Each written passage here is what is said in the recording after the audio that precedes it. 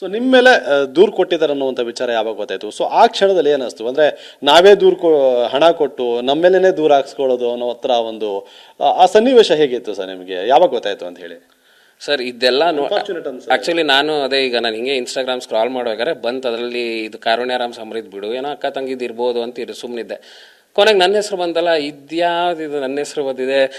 ನಂಗೆ ಲಿಟ್ರಲಿ ಅನಿಸ್ತದು ಕಾಸು ಕೊಡೋದಲ್ದೆ ಇವ್ರ ಹತ್ರ ಬ್ಲ್ಯಾಕ್ ಮೇಲೂ ತಗೊಂಡು ಪ್ಲಸ್ ಸ್ಟೇಷನ್ ಮೆಟ್ಲು ಹತ್ತೋದು ಇದ್ಯಾವ ಹಣೆ ಬರ ಅಂತ ಅನ್ನಿಸ್ತು.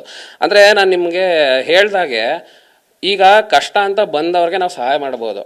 ಈ ಥರ ಮಾಡಿದಾಗ ಒಬ್ರು ನಿಜವಾಗ್ಲೂ ಕಷ್ಟದಿಂದ ಬರೋರಿಗೆ ನಮ್ಗೆ ಮಾಡಕ್ಕೆ ಮನ್ಸಾಗಲ್ಲ. ಅಯ್ಯೋ ಮತ್ತೆ ಇದೆ ನಮಗೆ ಯಾಕಪ್ಪ. ಹಾಗಾಗಿ ಈಗ ಸಮೃದ್ಧಿ ಜೊತೆಗೆ ಕಾರಣ ಕೊನೆಯದಾಗಿ ನಿಮ್ಗೆ ಸಂಪರ್ಕಕ್ಕೆ ಸಿಕ್ಕಿತ್ತು ಯಾವಾಗ? ಅವ್ರು ಏನಾದರೂ ದೂರು ಕೊಡ್ತೀವಂತ ನಿಮ್ಗೆ ಹೇಳಿದ್ರ? ಇದೇ ರೀತಿ ಏನಾದ್ರು ತೊಂದರೆ ಕೊಡೋದಾದ್ರೆ ಕಂಪ್ಲೇಂಟ್ ಕೊಡ್ತೀವಿ ಆ ರೀತಿ ಹೇಳಿದ್ರ ಅಂತ ಹೇಳಿ? ಇಲ್ಲ ಸರ್, ಈ ರೀತಿ ಯಾರು ಏನು ಹೇಳಿಲ್ಲ. ಒಂದು 3-3.5 ತಿಂಗಳ ಹಿಂದೆ ನಾನು ಕಾಂಟ್ಯಾಕ್ಟ್ ಮಾಡಿದ್ದೆ. ಮಾತುಕತೆ ಆದಾಗ ಸಮೃದ್ಧಿ ಅವ್ರು ಸ್ವಲ್ಪ ಟೈಮ್ ಕೇಳಿದ್ರು, ನಂಗೆ ಸ್ವಲ್ಪ ಟೈಮ್ ಬೇಕು, ಮಾಡ್ತೀನಿ ಅಂತ.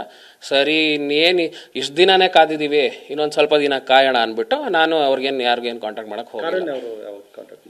ಕಾರಣ ಅದೇ ಯಾವಾಗ ನಾನು ಸಮೃದ್ಧಿ ಅವ್ರಿಗೆ ಹೇಳಿದ್ನೋ ನಾನು ಕಾರುಣ್ಯ ನಮಗೂ ಹೇಳಿದ್ದೆ, ನೋಡಿ ಕಾರುಣ್ಯ ಅವರೇ ಇದು ನನ್ನ 2ನೇ ಸತಿ ನಾನು ನಿಮಗೆ ಫೋನ್ ಮಾಡ್ತಾ ಇರೋದು, ಮತ್ತೆ ಇದೇ ಕತೆ ಆಗ್ತಿದೆ, ನಂಗೊಂದು ಇದು ಬೇಕು, ಇಲ್ಲಾಂದರೆ ನಾನೇ ಹೋಗಿ ದೂರು ಕೊಡ್ತೀನಿ ನಾನೇ ಹೇಳಿದ್ದೆ.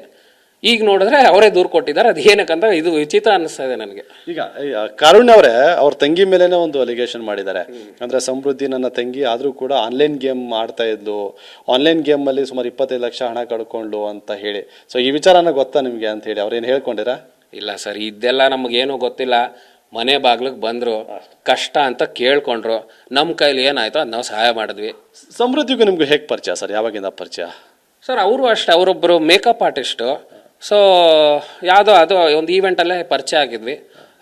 ನಾವು ಫೇಸ್ಬುಕ್ಕಲ್ಲಿ ಸ್ವಲ್ಪ ದಿನ ಮಾತಾಡಿದ್ವಿ ಉಂಟು. ಅದೇ ದುಡ್ಡು ವಿಷಯಕ್ಕೇನೆ ಅವ್ರನ್ನ ಕಾಂಟ್ಯಾಕ್ಟ್ ಮಾಡಿದ್ದೆ, ದುಡ್ಡು ವಿಷಯಕ್ಕೆ, ದುಡ್ಡು ಕೇಳೋಕ್ಕೇನೆ. ಸೊ ಅವಾಗಿಂದ ಸರಿ ಏನೋ ಅಂದ್ಬಿಟ್ಟು ಒಂದು ಸಹಾಯ ಮಾಡಿದ್ವಿ. ಯಾವ ಇಯರಿಂದ ಅವರು ದುಡ್ಡು ಕೇಳೋದಕ್ಕೆ ಶುರು ಮಾಡಿದ್ರು? ಅದೇ ಸರ್, ಪರಿಚಯ ಆಗಿದ್ದು ಒಂದು 2-3 ವಾರಕ್ಕೆ ಬೇಕು ಅದು ಬೇಕು ಅಂತ ಕೇಳ್ಕೊಂಡೇ ಬಂದರು.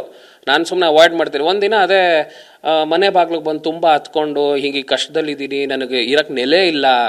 ಯಾವ ವಿಚಾರಕ್ಕೆ ದುಡ್ಡು ಅವಶ್ಯಕತೆ ಇದೆ ಅಂತ ಅವ್ರು ಹೇಳ್ಕೊಳ್ತಾ ಇದ್ರು ನಿಮ್ಮ ಹತ್ರ? ಮನೆ ಮಾಡ್ಕೊಳ್ಳೋಕ್ಕೆ, ಸೆಟ್ಲ್ ಆಗೋಕ್ಕೆ, ನಂಗೆ ಒಂಚೂರು ಯಾರಾದರೂ ಸಹಾಯ ಮಾಡಿ ಒಂಚೂರು ಸೆಟ್ಲ್ ಆಗ್ತೀನಿ, ನಾನೊಬ್ಳು ಮೇಕಪ್ ಆರ್ಟಿಸ್ಟು, ನಾನು ಮೇಕಪ್ಪಿಂದ ಆರ್ಡ್ರ್ ಬರುತ್ತೆ, ಆ ದುಡ್ಡಿಂದ ತೀರಿಸ್ತೀನಿ, ನಾನು ನಂಬೋ ದೇವ್ರ ಮೇಲಾಣೆ ಆ ಮೇಲಾಣೆ. ಅದೇ ಸರ್ ಹೇಳ್ತೀನಲ್ಲ, ಈಸ್ಕೋಬೇಕಾದ್ರೆ ಇರೋ ಒಂದು ನಿಯತ್ತು ಕೊಡಬೇಕಾದ್ರೆ ಈ ಥರ ತಿರುಗುತ್ತೆ.